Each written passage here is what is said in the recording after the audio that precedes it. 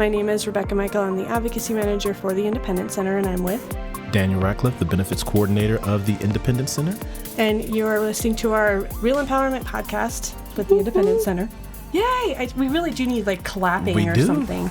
Yeah. We've had this conversation a couple times of needing buttons to represent our feelings because you can't really see us, obviously, because it's a podcast, but right. we really need to have... You got to ask Keegan to hook us up. I'm still waiting on my all red M&Ms. Oh, that's a new one on me. That was my request. Oh, okay. You didn't get the memo? No. Oh, okay. It requires you to email me, and that's a whole nother conversation. That's the next podcast. Our interpersonal relationship and the lack thereof. Gotcha. Okay, so we are actually joined by one of our board members for the Independence Center, which is really cool because we haven't had a board member come in and talk to us about not only how you got to the Independence Center, but just you as a person and identifying with a disability and what that looks like for us. So we're really excited to have you. So go ahead and introduce yourself. Yeah, thank you for having me. My name's Clay Martin. I work with Remax Real Estate Group here in town. And like they said, I am a board member with the Independence Center. Very cool. Nice. Yeah.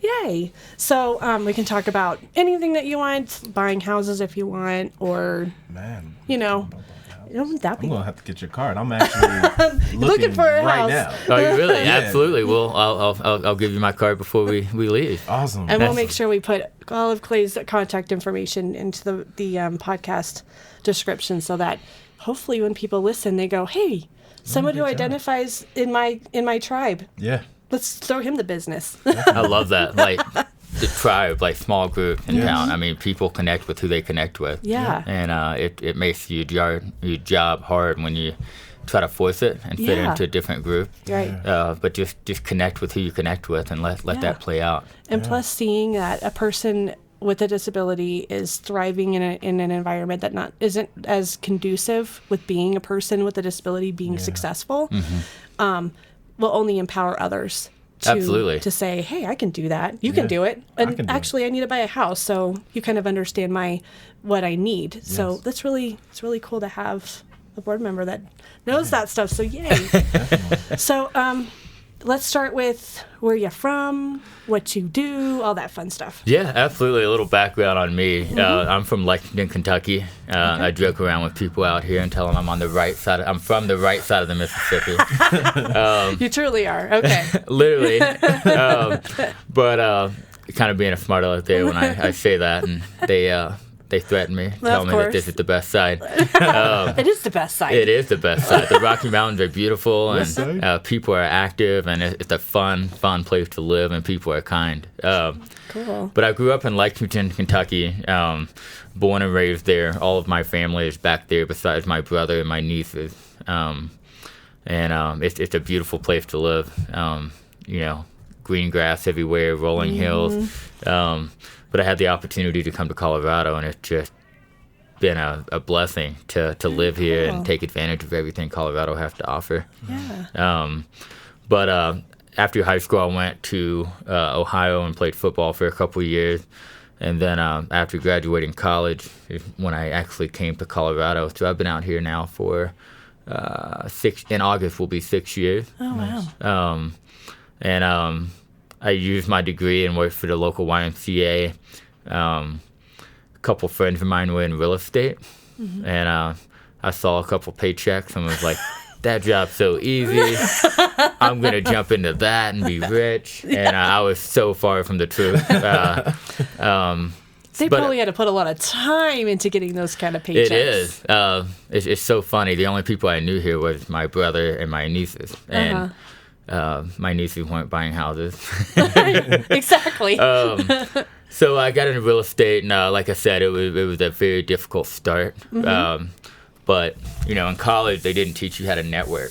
No. They like in business school they tell you need to network. You got to do this. You got to do that. So I started networking, reaching out to people that I did not know, and asking to take them to coffee, learn about them, learn about their business. And then follow up from there. And if there was a dream job, it would be networking with people. I love meeting people, hearing their story, learning what they do, why they do it, how they do it. Yeah. And I like coffee. The more of it, the more I can talk. Yeah. Yes. Yes. But through that, I met a lot of good people, both native and transplant people that have moved here. A lot more transplants. There's a lot than of natives. those, and that's kind of how I started building my business with networking, meeting people. Nice. Through that, I met Tim Gore, and Tim Gore is the one that introduced me to you lovely people at the Independence Center. Nice. And a couple other organizations I've gotten involved in came from networking. Organizations I did not know they existed. Wow. And I how do I say it? I didn't know that I could be so passionate about something I did not know existed. Sure. Until I found them. Growing up, I had outside help. Through Voc Rehab and other nonprofits and teachers and coaches, that helped me get hearing devices and Sure. speech class and stuff like that. Okay. And I knew I want to, if I ever have the opportunity to help out when I get older, I will. But then I kind of forgot about it. You get distracted with life, trying to make a living and Football. and dating School and right. Exactly. Yeah. And then Tim introduced me to this group, and I was Yeah. like, "That's a perfect fit. Right. How closely related that is." That's kind of how I grew up and got to Colorado, and Wow. got to meet you guys. Well, you're a transplant. A transplant. Like I said, there's more transplants than there are of I think we're natives. all. Aren't we all? No, born and raised. Oh, Where are you native. from? I represent Philadelphia. That's my birthplace. Okay. But I was raised in North Carolina. Are you an Eagles fan? Am I an Eagles fan? Come on. Eagles, Flyers, Sixers. Love it. It's me. What part of North Carolina? So I grew up in this little small town called Laurinburg, North Carolina. It's on the border of South Carolina. You literally can walk there. Shout out Okay. to Scotland High School. That was my high school. What was your mascot? I love asking this. So we are the Fighting Scots. Okay. I was in marching band. Okay. We wear kilts. Real men wear kilts. Kilts, And I our love it. mascot Really? was individual in full Scottish war dress with bagpipes. Nice. And we were the state champions, I believe, in 2010. We won the state championship. Nice. Shout out to the Fighting Scots. Nice. Nice. And you play bagpipes? No. No. I was gonna say, wait a basketball. minute. How do I not know about this talent? That's a whole other podcast. Right. So I was in the marching band, and I played pit percussion, snare, and the bass drum. Okay. Yep. And then I played concert as well. So Cool. Yeah, it was all good. So for you, you spoke shortly about about your disability. Uh-huh. I want to really just jump deep into that. So, Yeah. Could you describe your disability? Yeah. So I have what's known as a sensorineural hearing loss. Okay. Not to be exact, but it's roughly like 60-40 in one ear and 50-50 in the other ear. Okay. My weakness is high-pitched sound. Okay. And I didn't realize this until a few years ago. My audiologist applied high pitch to females and kids. So when my fiance is like, "You have selective hearing, you can only," I'm like, actually, there's Technically, I there's evidence don't. to support that I don't hear women and children as well as men. Can I get that? You Oh pass my it gosh, no. I'm just saying. That's hilarious. That can be kind of convenient. There's a big silver lining to that cloud. Right? I play that card a lot. That's good to know. Yeah, it is. So the professional term is sensorineural hearing loss. Okay. Certain types of hearing. I think I have to wear a behind the ear receiver for that type of hearing loss. Okay. With that, with the high pitched sound comes a byproduct of slight speech impediment, hearing certain sound and tone with letters and words. Mm-hmm. And I was born that way, and they didn't find out, until my delayed speech until about age 3. Wow. And I actually wore hearing aids. I was forced to wear them, Yes. until I got to about middle school. Okay. And then I can hear without them, just not very well. I do a great job of reading lips. Okay. But I started caring so much about those pretty girls in middle school.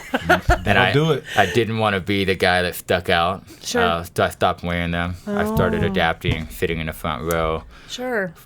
Played football in middle school, high school, college without hearing aid. Never heard a whistle blow. Wow. Had a few late hits or a lot of late hits. But I tell you, I always kept going back to them when I got sick. I would get ear infections and sinus congestions, and it really decreases my hearing. It makes it harder to hear. So I'd always put them back in. So when I moved out here, I took them into an audiologist to get them tuned up. And he said, "Man, these are antiques." And I was like, "What? There's all this cool technology. They're not that bad." So he gave me a pair to try out for 2 weeks. They were brand new. The sound quality was so much better than the ones that I had. They also had Bluetooth capability, so I could eat lunch by myself and listen to an audiobook. Oh, that's my favorite thing to do. Yeah, Nice. I'm all about the audiobook. Yeah, shout out to I hate Audible. having to read. Yeah.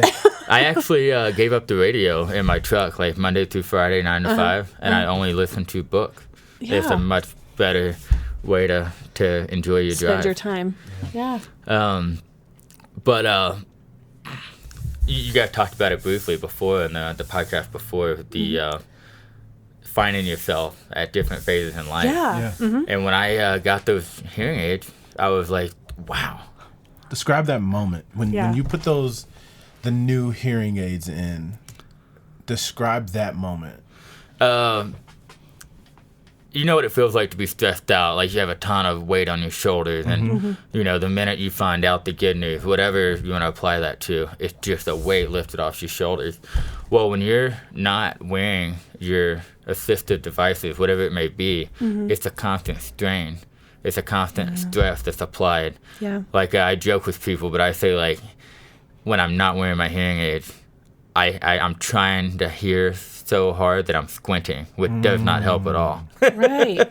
But when you wear your hearing aids, you're not squinting, you're not cupping your ear, you're not applying unnecessary stress to your body, your ears, your eyes, whatever. And when I got that, I was like, wow. Little thing, birds chirping. I've never heard that. Hadn't heard that in so long. Yeah. Locking and unlocking my truck with a little clicker. Right. That makes a beep that I didn't know it made because I didn't wear hearing aids when I started driving. Walking on a hike, I knew there was a crunch underneath of my feet, but I'd never heard the sound crunch. of the crunch. Okay. So it was really, some of that stuff was overwhelming. Some of it was amazing. Right. Have any tear moments where you like, oh my gosh, I can hear, and it brings tears to your eyes? You ever had those moments? I can't say that I did have any tear moments, but some silly moments where, like, I Gotcha. literally just locked my truck 15 times, and my fiance was like, "Stop it! Give me your keys." And I'm like, "Baby, did you know that it made a?" She was like, "I've known that forever." And now you've explored it enough. Yeah. Yeah. So your key timer done. Yeah. You Hand could have them said over. you didn't hear and just kept going. Yeah, just kept going. I just can't tell if it's locking or not. Are you sure it's locked? So yeah, it made me realize. I tell people about this. I was 26, 27 at that time. And I was really okay with new people meeting me. It is what it is. Right. But all those, my prime years, my high school and college years, I missed out on so much because I was worried so much about what other people thought, Yeah. which really meant nothing. It means nothing. Nothing Right. at all. And I wish, like, younger kids and even some adults right now, like, putting so much focus on the stuff that doesn't matter, Yeah. and when you that is a bring a tear to your eye moment when you realize, wow, Yeah. as long as I'm happy, everybody else is going to be happy, and those Right. that aren't don't matter. Yeah. Yeah. If they don't care about your happiness, it Yeah. really is it necessary for them to be in your life? Yeah, and a lot of that mental stuff was me, not them. I was worried of build it up in your head like, oh, they're gonna think this. Right. But my friends are my friends. They're gonna like me and love me for whoever I am, however I look, Right. Nice. however I talk, whatever it may be. Right. And that's really special. Yeah. Yeah, the That's so cool thing is that we talk about this a lot in disability awareness training, but also just in our conversations within the center and Yeah. with our consumers about removing your own personal stigma and attitude that you impose on yourself. Mm-hmm. And that's a lot of growth to have to kind of own when you Yes. have been constantly told or made to feel by actions of others that you're not good enough because you wear hearing aids, or you're not good enough because you use an accessibility device Right. that is gray or whatever that looks like. Yeah. And so when individuals come in and they're accepted for who they are and they use their accessibility devices, and it's not an issue, Right. the building is already created for whatever accessibility device there is. Yep. So you don't have to worry about that. I'm really surprised by when consumers come in and go, oh, no one's making a big deal about my Right. accessibility device. They're like, Exactly. okay, I fit. Yes. I fit in this group. Yeah. And that is kind of an aha moment that is. makes people take pause. Definitely. And it's really cool. Definitely. Well, I think it's cool. It's 2019, and a lot of things have gotten better for people with disability. Technology alone helped that. Yeah. I think the latest statistic was technology doubles like every 12 to 13 months. Yeah. Think about that. It doubles Yeah. in a year. So it's getting better. Right. But that's part one. Part two is educating Yes. the people, and I use this just to kind of explain it to people that aren't involved or they're not closely connected to somebody with a certain type of disability. But you go into like nonprofits and look at the ones that raise the most money. A lot of those are animal related, because Yes. every household has a dog or a cat, They and can they can relate. relate to it. Yes. But not every household has a deaf sibling, parent, Yeah. distant family member, or Yeah. blind or wheelchair bound or whatever it may be. Yes. But the more you educate, the more they know, Right. and the more it comes back to help. Right. And I love dogs. I have a dog. I probably love him too much. But the fact is, like, when you go out and raise money, you want to get into people's emotion Yep. and Yes. connect with them. Yeah. You bring up a dog, most people are going to be able to connect. You Yeah. bring up a certain type of disability, they may know one or two people, Right. but it's not going to be emotional for them because they're not closely related to that person. Right.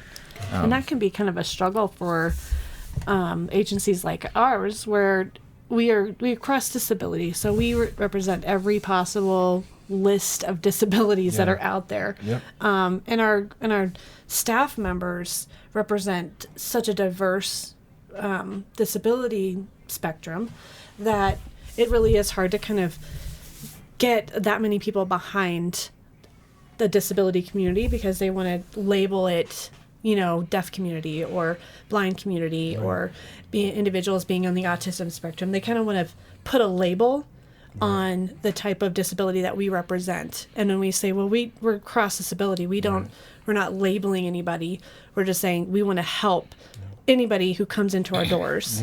Yep. So yeah, I love animals. I work with a local rescue, and totally get, you throw a cute dog out on Facebook, holy cow, the money just rolls in. It's amazing. You're like, how does that I need to happen? get a cute dog on Facebook. But then when you put someone in a wheelchair on Facebook, it's like, okay, yeah, Yeah. okay. It's What do you one want me to glance, do keep with that? going. Yeah. Yep. Yeah, just keep on moving. So really kind of changing not only the perspective in order to get more funds to help more people, we have to, kind of adapt the story to who you're speaking to, I Yeah. guess. Yep. Yeah. Absolutely. Very much so. Yeah. Kind of like not too long ago, the I think it was 2 months ago, the curb cut got passed. Yes. And you advertise that on Facebook or push it, and instead of having the conversation that, like, the three of us would talk, people are like, it's garbage that there's so much construction going on, and Yes. you're like, I do understand that, but I get that, but the think access. about being confined to a wheelchair crossing the street and dealing with the construction. Like, there's a bigger picture. Right. It's Yes. not just the Not all about you. And really, we strive to look at how to educate better. And the cool thing is about the IC is when we start adapting and changing our trainings to be more focused on the group that we're presenting to, we get more buy-in. Yeah. So we started asking questions of the group that we're going to present to. What type of disabilities have you interacted with? Yeah. Would you like to know more about? Because we don't want to just present to present. That's not really the most valuable time, Right. the most valuable use of our time. We want to present for value, and then that means that they're going to take that education and be able to apply it. Yeah. Absolutely. And so really changing how we viewed educating our community, because that's one of our goals, is to educate individuals in our community, and not only the individuals who are disabled, but their family members, so that the community as a whole can thrive. And so if you change how you present this information to get more value, then hopefully we can get there Yeah. and really That's do the the goal. education. Because yes, I'm there. I am not a big fan of construction, but understanding the reason behind it, that down the road someone is going to have access, and it could be you. Yes, Absolutely. Possibly. Yeah. And Clay, let me ask you, are you the only individual in your immediate family that identifies with a disability, or do you have other family members? I am. Well, my brother wears contacts, Yeah. contacts and glasses. I hate on people that wear contacts. I just hate on them because If I ever 'Cause I'm need jealous. contacts, I could buy 4 pair, and you it'll get the last me for twofer. 4 exactly 4 cycles. I mean, I see the value in that. But yeah, it's I'm the only one that has a hearing impairment. Sure. That wears hearing aids, or that ever got pulled out of class to go to. Well, I think actually both of us went to speech therapy, but Okay. as far as wearing hearing aids and stuff like that, absolutely. So what was that like growing up in a family of individuals that were hearing and you having difficulties in that area? Could you describe like what was that like for you growing up? It was actually really good.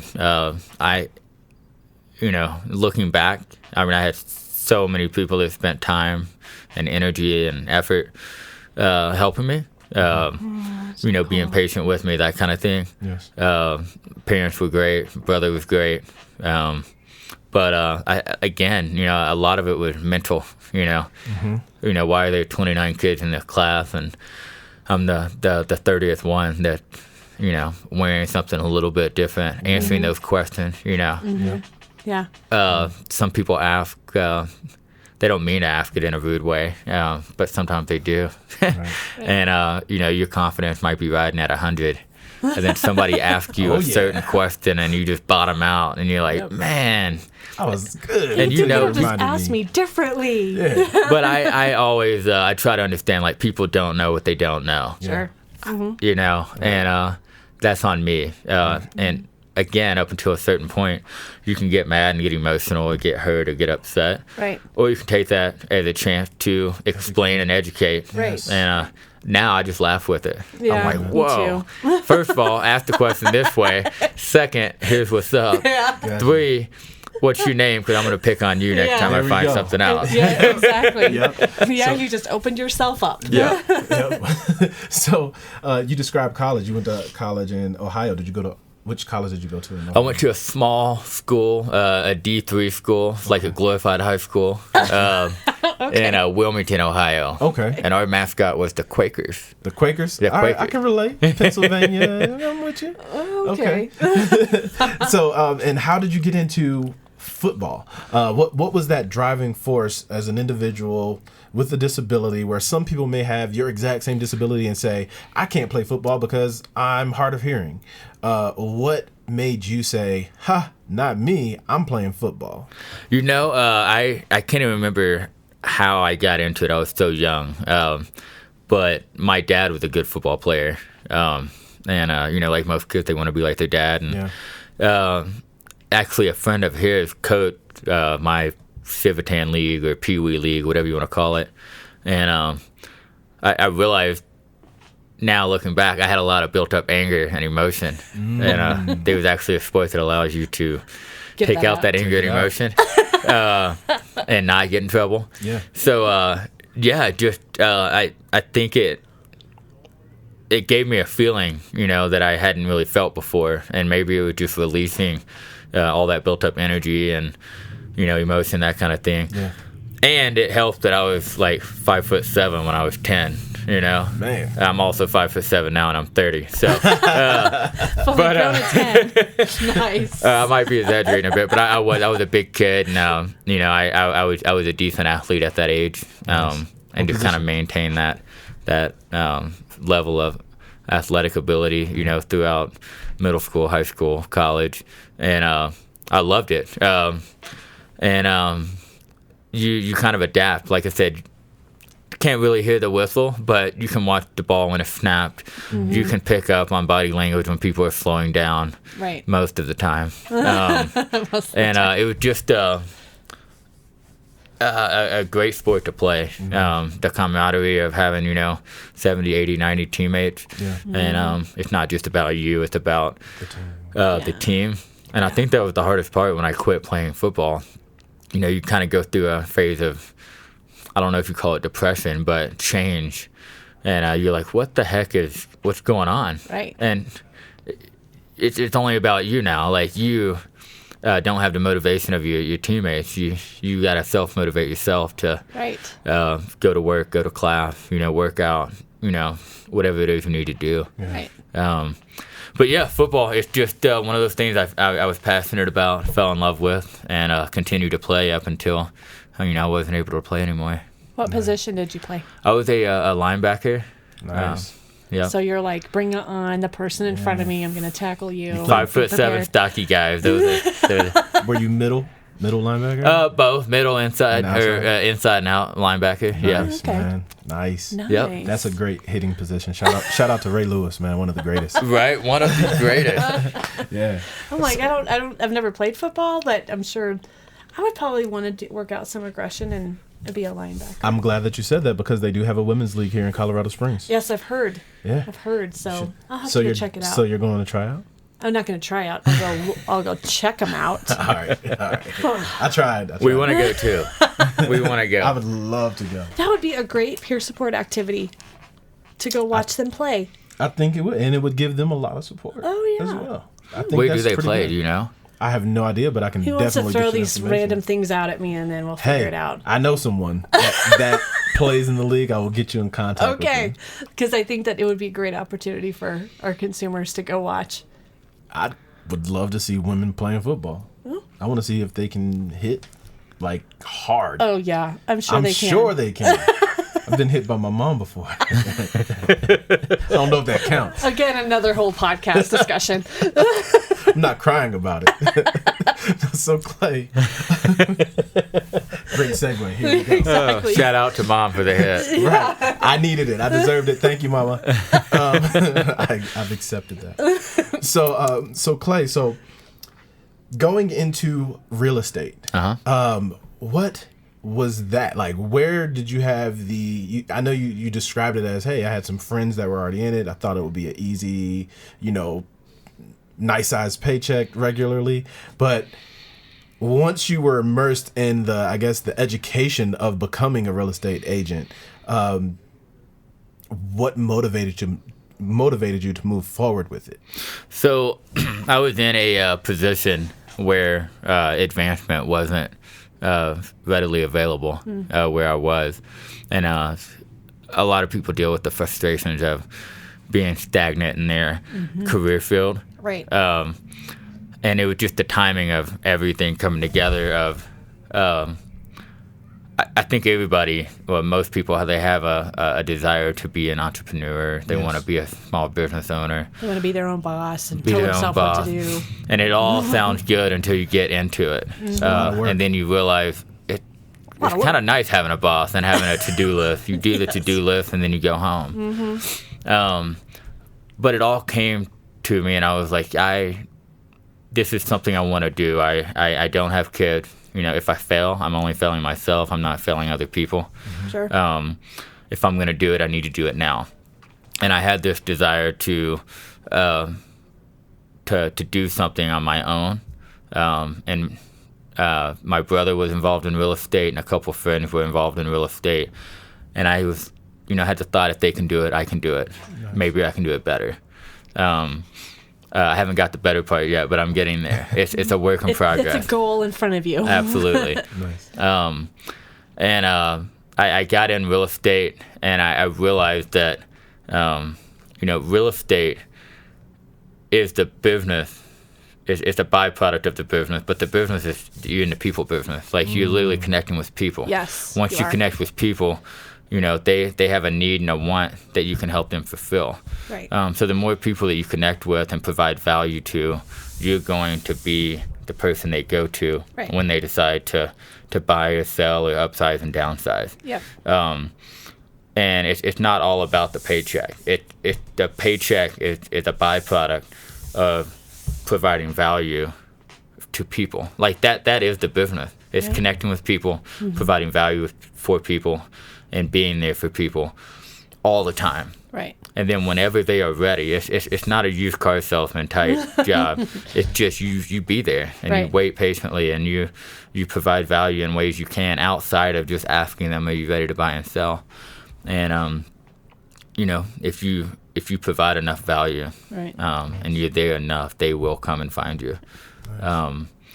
It's funny. I use this line a lot that I can't hear very well, but I listen extremely well because I have to hyper focus on what people are saying. And I do feel like that is a benefit that I have in real estate, is actually listening to what people say they want and what they need, and I go out and find that for them.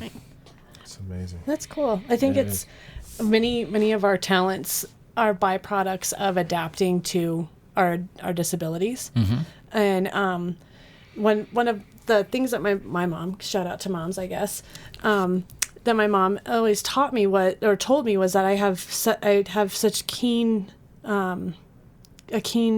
way of understanding detail, seeing detail, understanding where the details lie. And I guess it's a good thing that within my own position of when we put on events for particular advocacy issues, or we're looking at legislative laws and the details that go along with passing a law and what that looks like, and being able to educate detailed disability in intersections and stuff like that. I had to adapt to that because I had to be very detailed in what I saw because I only had one eye. And so when you say, you may not hear well, but you listen, I think it's really important because, you have to listen, not only in order for you to understand what someone's asking from you, but also that creates a connection that somebody really is hearing what I'm saying and what Absolutely. I need. So, that's really cool. It is. I heard a quote in a book the other day. I've shared it a lot recently, but it's by Conrad Hall, I believe. It says there's a certain type of beauty in the imperfection. Yes. And it's so true. Like, it might look like a downfall, but when you really think about it, like, you're picking up some type of beauty in the imperfection, hyper-focusing. Now, I might not be able to multitask that well. Like, when I watch TV, I'm watching TV. Yeah. I'm not paying attention to anything that's happening in the background, that kind of thing. Yeah, that's really cool. But it is neat when you're lacking something. You have to hyper-focus to be aware of what you're reading and what you're listening to and that kind of thing. Sure. Absolutely. Wow. And so just to touch on the whole real estate, situation, for individuals that are living with disabilities that have some income but tend to not have loads of access to extra income or the ability to save due to certain programs that they may utilize, what would be some great advice for individuals on fixed income to put themselves in the best position to purchase their first home? I always recommend this to whether you have disabilities or not.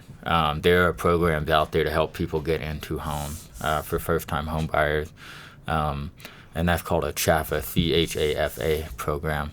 Okay. Down payment assistance, that kind of thing. Okay. You can literally get into a house with very little to low startup cost or down payment money.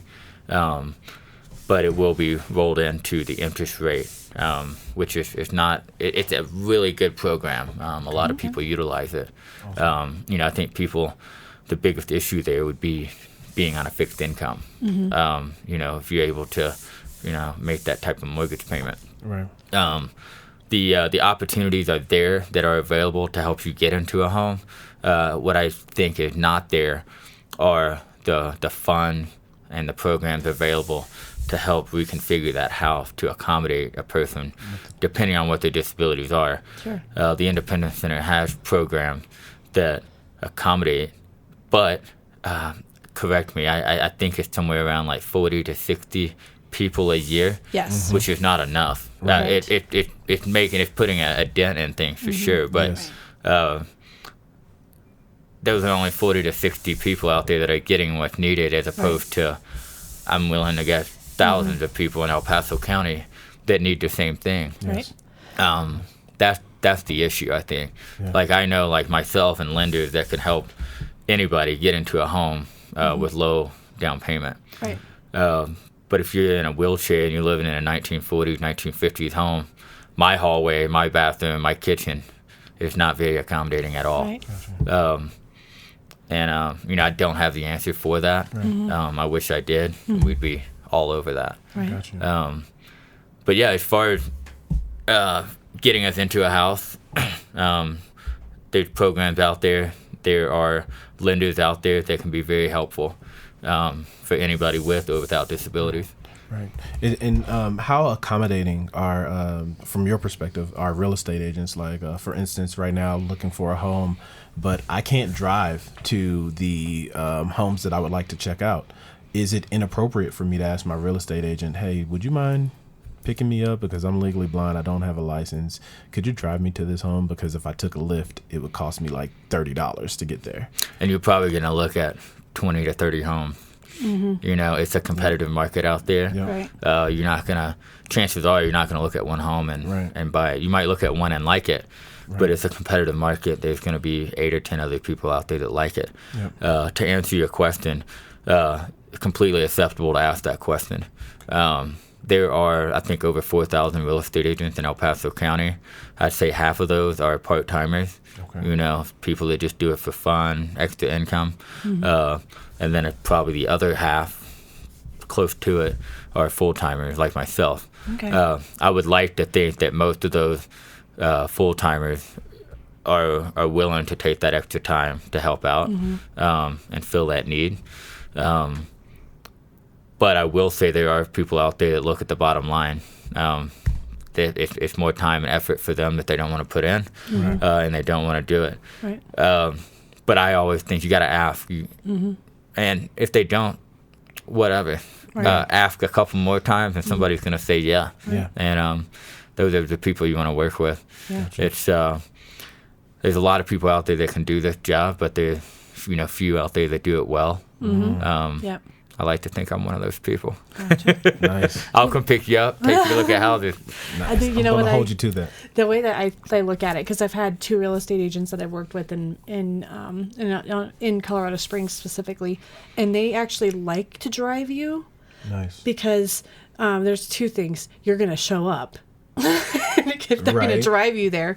And then 2, it gives them an opportunity to continue that relationship building and talking with you and getting you to the location. And it's really nice to pull up to a property and go, keep driving. I'm not getting out. And then you just keep driving.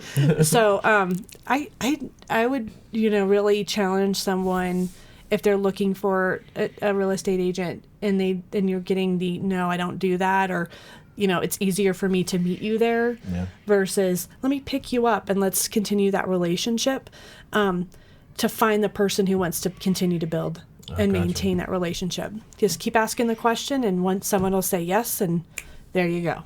Yeah. Yeah. That's great information. Yeah. That a lot of people may not Right. have a clue is even out there. Right. Like this whole experience has been new for me as far as attempting to buy a home, where there's so many questions that come across, and you're like, well, do I want to flip a home? Do I want to buy a home to live in as my permanent residence? Do I want to buy a home and buy a fixer-upper? Or do I want a turnkey home? Like, there's so many questions. And if you do not have the correct real estate agent, you could possibly miss out on getting the answers to that question. Right. Or you can Google it. Right. So, just to close up, how do people get a hold of you, Clay? Yeah, so you can get a hold of me. Call or text at 719-331-0281, or you can email me at buywithclay@gmail.com. I have a website also, that's buywithclay.com, and or you can come to my office. But give me a call first to make sure I'm there. Gotcha. That's the best way. Call, text, or email. Well, we can definitely add that to the podcast description, so that with the disclaimer of contact me first before you just show up, because I may not be actually at the building physically. Right. I may be showing houses, driving my client somewhere. Driving my people around. Accommodating. Exactly. Being very accommodating. Yeah, man. So we're gonna close this thing out. Yes, we are. All right. So if you are looking to share or subscribe is preferred, our podcast, you can go out to our website. That is through Podomatic, and it's Real Empowerment, if you can search. Or you can go out to our YouTube channel, which is Real Empowerment as well. And you can follow that website, and then you will get notified every time a new episode goes out, and that's the accessible caption version on YouTube. Yeah. You're welcome to come visit us at our center. It's 729 South Tejon here in Colorado Springs. The phone number is 719-471-8181. And our website is www.theindependencecenter.org. That's a lot. That is a lot. That's why I opted out. Yeah, he's like, no, you can do the close. You can do it.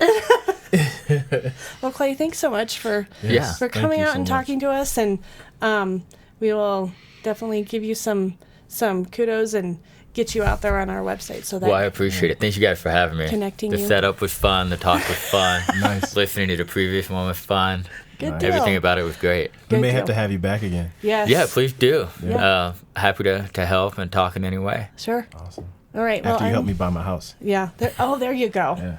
We'll come and talk about can that talk whole about that process. experience, How right? to deal with Daniel. Right. Great. How good are you at describing? Is the question. Exactly.